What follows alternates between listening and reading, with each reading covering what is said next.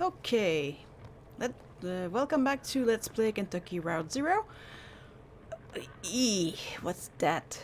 An eel, I guess? Okay. Uh, well, buddy, I guess you're the catch of the day. The one and only, haha. Last time I played, I'm pretty sure the game crashed, so let's hope it doesn't crash this time. So what are you? You like, well, some kind of eel, I guess. Kind of mopey little guy, huh? Yeah, I can see it in your eyes. You smell like sort of buttery. Well, that should be fine. How does a fish smell buttery?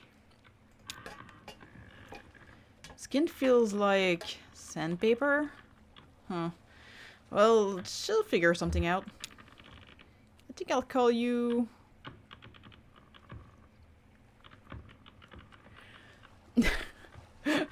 white heel, sawtooth eel, serpentine, lazy, unlucky eel. White eel. It looks pretty devoid of color. It looks pretty white, I guess. It looks pretty pale. Welcome to Salmon Ida's. The one and only white eel.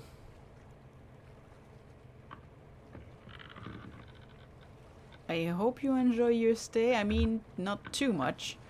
Aren't you gonna eat that thing?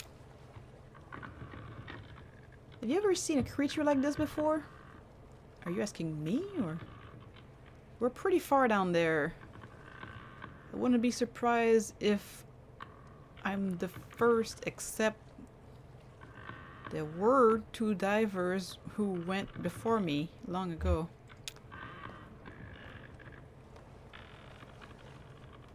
Who is he talking to? Is he talking to the eel?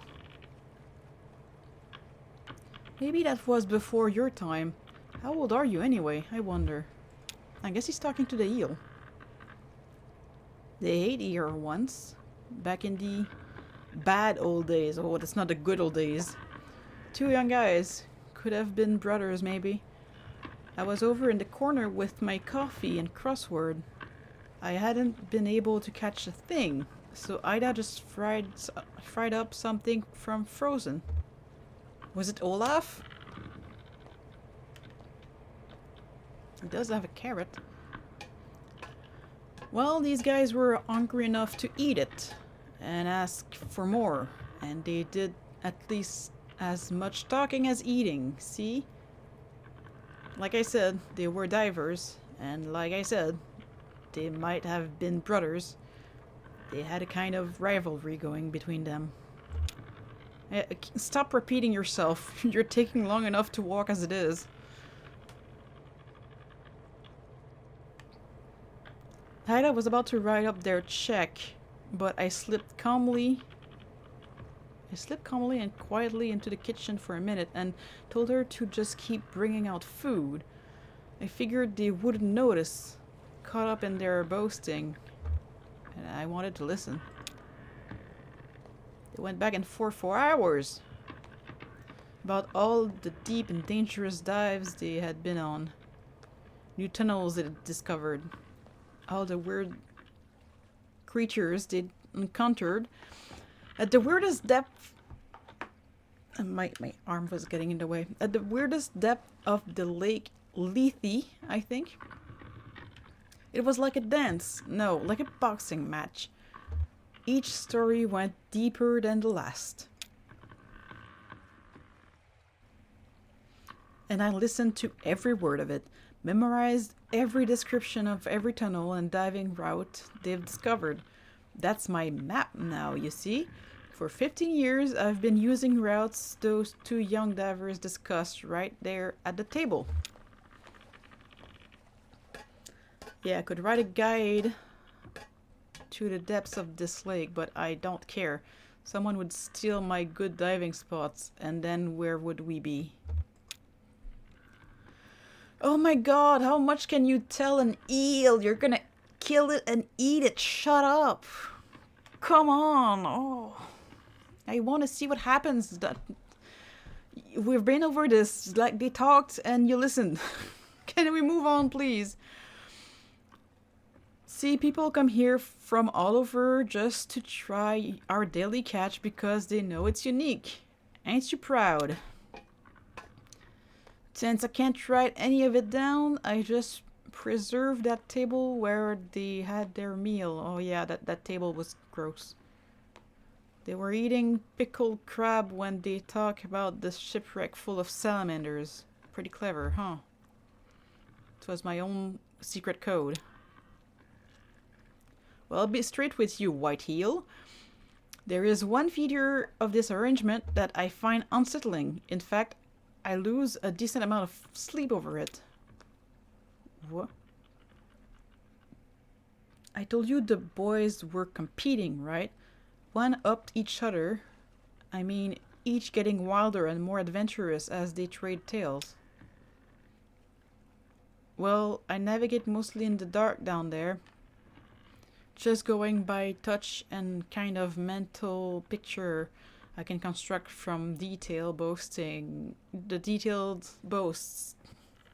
And every time I explore a new diving spot from recollection, I have to weight all it against the risk that I'm heading right into a dangerous falsehood. One of the men could have felt for a moment like he was losing some ground. Okay, so they could have lied. Yeah, they could have lied. Stop talking to the fish, man, please. To be honest, that possibility puts the fear of death in me every time I touch water. Just eat the fish, dude. Stop talking to it. Hey Sam, good haul tonight? We'll see what she can make of it. Yeah, pretty good, I think. I hit some trouble down in the narrow tunnels. Some kind of fast-growing freshwater barnacle just about sealed it up. Okay. I picked away for half an hour before I gave up and went around the other way. But I got the catch of the day. That's all that's important. That's what people travel for. Shannon, I think, was one of our traveling companions. What's the catch of the day? Pretty cold here for diving. Are there a lot of fish in this lake? Seems so quiet. What's the catch of the day? Dear, this here's a white heel. Mopey, sandpapery old heel. Okay. I don't know how she'll fix him, but that sandpapery quality ought to do something for, what do they call it? Mouthfeel? Texture, maybe? Will you stay for a drink? I've got a dark rum that goes well with coffee. Haha. Okay. It's a bit early for me, or I think we're about to leave, but thanks. I think we're about to leave, because you're talking to fish a lot. Just passing through, eh, aren't y'all?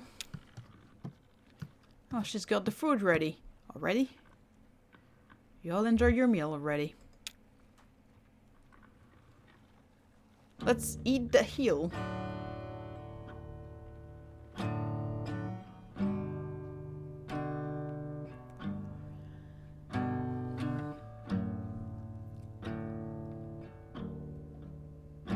So do we not get to eat the eel? Okay. If I remember correctly... This world is not my home. I'm just passing through. My treasures and my hopes are placed beyond the blue. Many friends and kin have gone on before, and I can't feel at home in this world anymore.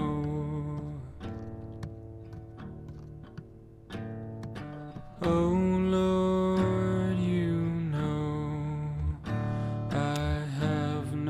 friend like you.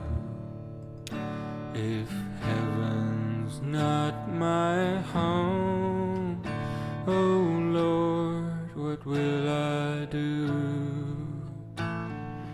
Angels beckon me to heaven's open door, and I can't feel at home in this world anymore. I have a loving mother up in glory land, and I don't expect to stop until I shake her hand. She's waiting now for me in heaven's open door, and I can't feel at home in this world anymore.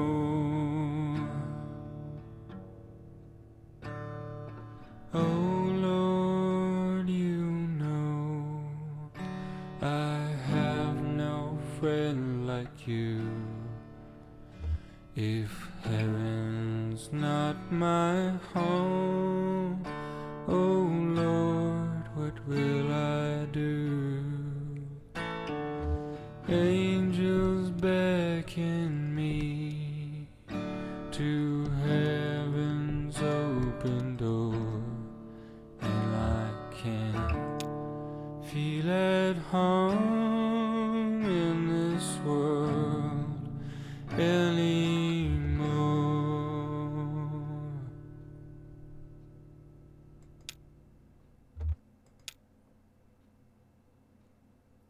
Well, that was sad. If I remember correctly, we lost the delivery man. He was an ex-alcoholic, and some kind of underground skeleton robots got him to drink again, and he left. See that? Just looks like a whirling mess of garbage, doesn't it? Well, that's what it is. Okay. I don't know why trash seems to collect right here, but all of those spots on the lake, it's always been that way. Everyone just navigates around it like it was an island or something. I guess it's because of the currents. Look closely as you can see some wood scraps from the old canoe rental shop. I think I see some desks and chairs swirling around the edge there. I don't think I've seen desks and chairs. I think I've seen wood scraps. Jiminy Canoe and Firewood. The place was run by twin sisters, Cassie and Paula, I think. This was years ago. They used to rent out canoes to tourists, campers, pilgrims, folks like that. They must have had some kind of deal with the distillery. You'd always see a couple of hard-time boys posted up one of the docks,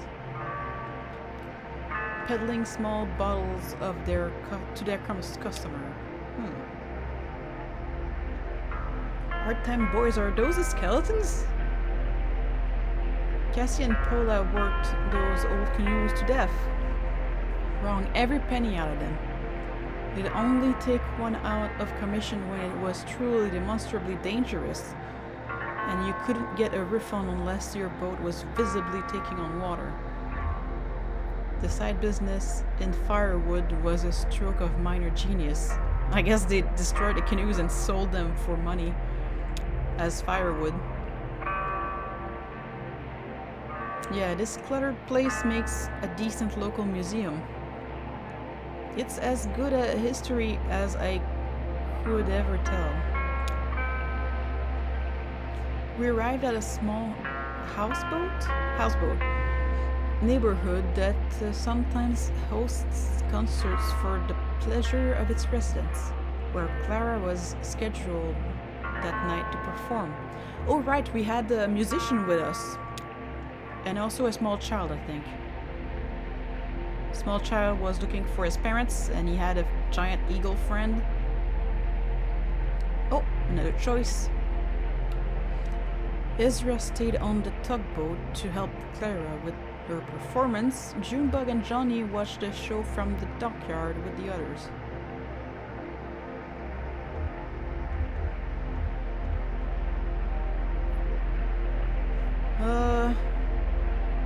I guess we'll help.